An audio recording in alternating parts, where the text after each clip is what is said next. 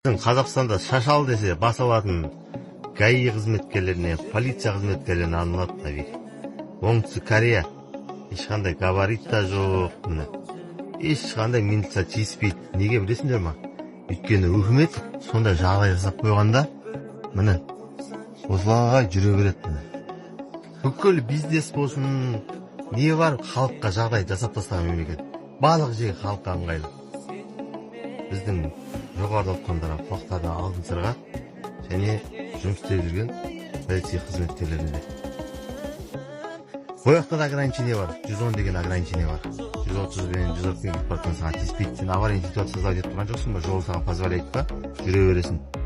Ондай артық, біздегі сияқты 110 мен кетіп баратсың, 105 мен кетіп баратсың деп тиісу, тоқтату, бостан-босқа документ тексеру, ондай жоқ. Ондай артымен жоқ. Мен иностранецпен машина айдап жүрмін Кореяда да, қазақ еліне келгенде. Мен осы уақытқа дейін қазір машина айдап жүргеніме 3 жыл болды.